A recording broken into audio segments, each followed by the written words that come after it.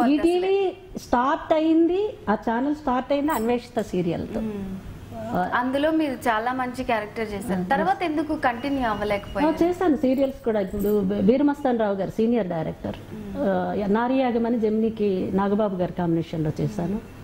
And కలంకిత ETV వాళ్ళదే. And lady detective Vamsi గారి direction, అంటే పెద్ద వంశీ గారు సితారా డైరెక్టర్. చేశాను, కొన్ని చేశాను సీరియల్లో. అయితే నేను సీరియల్లో అప్పుడు ఆఫర్స్ మంచిగానే వచ్చాయి. అట్ ద సేమ్ టైం నాకు తెలుగు ఫీల్డ్లో గుర్తింపు పెద్దగా రాలేదని మలయాళంలో హీరోయిన్గా ఆఫర్ వస్తే అక్కడికి నేను వెళ్ళటం జరిగింది. సో అప్పుడు కొంచెం అంటే 1 year అక్కడ కాన్సన్ట్రేషన్, అంటే తమిళ్ కానీ మలయాళం కానీ ఎనీ లాంగ్వేజ్ వస్తే ఇప్పుడు పెద్ద పెద్ద ఆర్టిస్టులకు కూడా ఇండస్ట్రీ ఎప్పుడు గుర్తించింది. శారద గారు అయితేనేమి, వాణిశ్రీ గారు అయితేనేమి, వీళ్ళందరినీ నేను ఎలాంటి క్యారెక్టర్లు చేసి హీరోయిన్ గా గుర్తింపు ఎప్పుడు వచ్చింది వాళ్ళకి? ఎక్కడికో వెళ్ళి ఊర్వశి అవార్డు తీసుకున్న తర్వాత శారద గారికి ఇక్కడ గుర్తించారు. అప్పుడు మరి మహానటులు వాళ్ళందరూ వాళ్ళ దగ్గర అసలు వెతికితే కూడా కనిపించే పరిస్థితులు మావి కావు. అయితే ఎందుకు వాళ్ళు అక్కడికి వెళ్ళారు? అప్పటి నుంచి సినిమా తెలుగులోనే వాళ్ళ ఎంట్రీ తెలుగు. బట్ వేరే ఫీల్డ్కి వెళ్ళి గుర్తింపు వచ్చిన తర్వాత వీళ్ళు అప్పుడు మంచి క్యారెక్టర్ల కోసమని తీసుకుని మరి అక్కడికి తీసుకోవటం జరిగింది. తర్వాత మరి మీకు గుర్తింపు వచ్చిందా? గుర్తింపు అక్కడికి వెళ్ళి వచ్చిన తర్వాత కూడా ఏమొచ్చింది అంటే కొన్ని వచ్చాయని చెప్పుకోవాలి. ఎలా అంటారా, ఇప్పుడు పెళ్లి పందిరి నేను చేశాను కోడి రామకృష్ణ గారి డైరెక్షన్లో. అది కొంచెం లెంగ్తీ క్యారెక్టర్, అది హిట్ కూడా అయింది, గుర్తింపు కూడా వచ్చింది.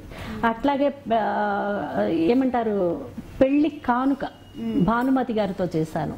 భానుమతి గారు అంటే మరి ఆవిడ పక్కన యాక్ట్ చేయడం, ఆ అవకాశం రావడం అనేది గ్రేట్. జనరల్గా అది అదృష్టం అని చెప్పుకోవాలి. అలాగా కొన్ని క్యారెక్టర్లు వచ్చాయండి కొంతమంది డైరెక్షన్లో.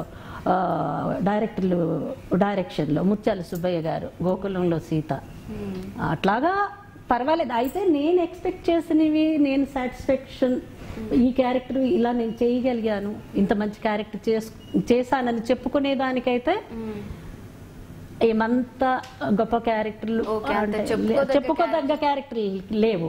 తర్వాత ఇంకొక పిక్చర్ అండి, పిఎన్ రామచంద్రరావు గారి డైరెక్షన్ లో సహనం అని ప్రకాష్ రాజ్ గారి వైఫ్ క్యారెక్టర్ చేశాను. చాలా మంచి క్యారెక్టర్.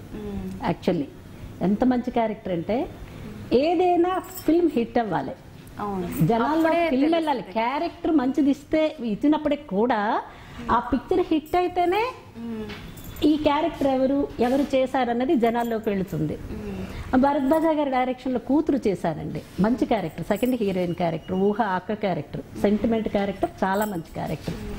దానికి award, second best actors award Vamsi Berkeley వాళ్ళు ఇచ్చారు. ఇలాగా కొన్ని క్యారెక్టర్